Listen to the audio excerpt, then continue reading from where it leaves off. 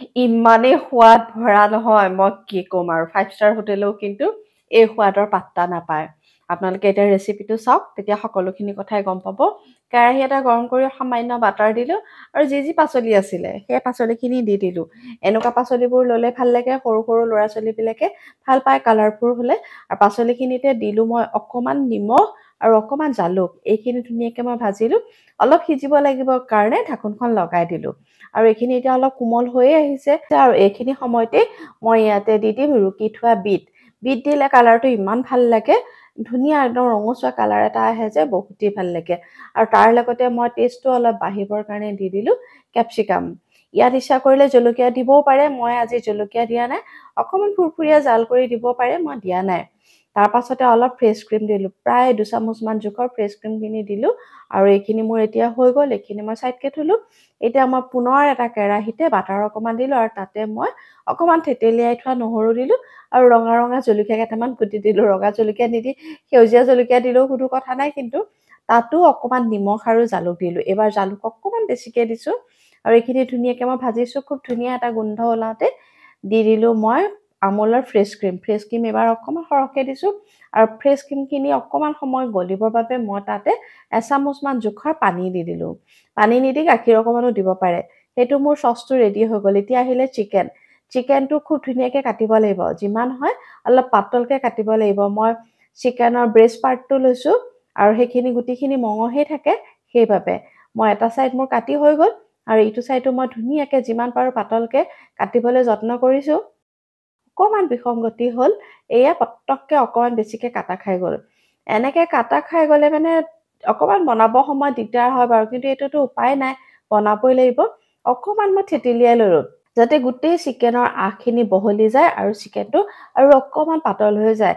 তেতিয়া মোৰ এইটো বনাবলৈ আজি সহজ হ'ব। মই যিটো পদ্ধতিত বনাম, তেতিয়া চিকেনখিনি যিমান হয় সিমান পাতল হ'লে ভাল হয় আৰু অলপ কোমল হ'ব লাগে। আৰু তাৰ ওপৰতে দি দিলোঁ মই নিমখ আৰু জালুক আৰু নেমু। ধুনীয়াকৈ এটা ছাইড ধুনীয়াকৈ সানি ল'লোঁ আৰু উল্টা ফালেও মই ঠিক তেনেদৰে কৰিছোঁ। নেমু দিছোঁ, তাৰপাছতে নিমখ আৰু জালুক দি ধুনীয়াকৈ মই সানি ল'লোঁ। দুইফালে মেৰিনেট কৰি ল'লোঁ। এয়া মেৰিনেট কৰি অৱশ্যে থৈ দিব নালাগে, লগে লগে বনাব পাৰি। মই যে ষ্টাফিংটো ৰেডি কৰি দিছিলোঁ, ষ্টাফিংটো আনিলোঁ। আনি চিকেনখিনিৰ ওপৰতে অলপ বহলাই মেলি দিছোঁ, অলপ স্প্ৰেড কৰি দিছোঁ। যিহেতু এতিয়া এইটো ৰোল বনাম, আজি মই বনাবলৈ গৈ আছোঁ চিকেন ৰোলাত, গতিকে গোটেইটো ৰোল কৰিলোঁ। নফলা হ'লে মাজতে মানে নফলা নহয়, ঠিক অকণমান গেপটো নোহোৱা হ'লে ভাল আছিলে।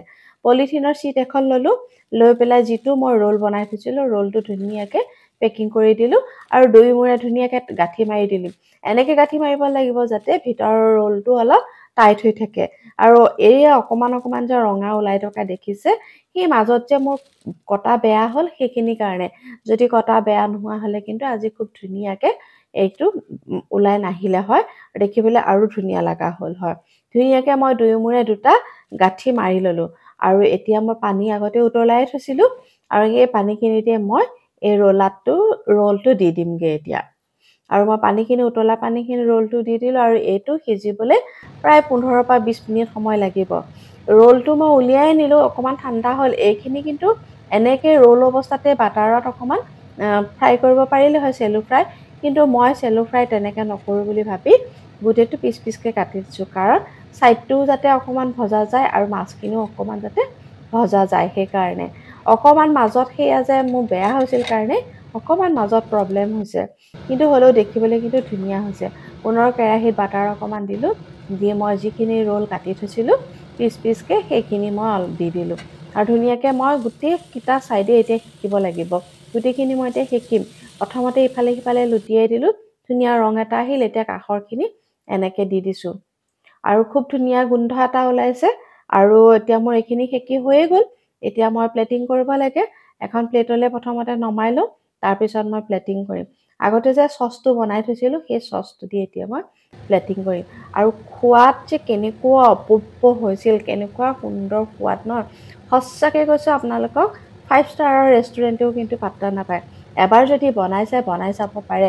বৰ বিশেষ বনাবলৈ কষ্টও নাই কিন্তু, আৰু খাবলৈও বহুতেই ভাল লাগে আৰু ঘৰতেই অতি কম খৰচতে হৈ যায়। আৰু চাওকচোন কিমান কোমল হৈছে, খুব ধুনীয়া হৈছে। তেতিয়াহ'লে আজি মোৰ ভিডিঅ'টো কেনেকুৱা পালে লাইক, কমেণ্ট আৰু শ্বেয়াৰ কৰিবলৈ নাপাহৰিব।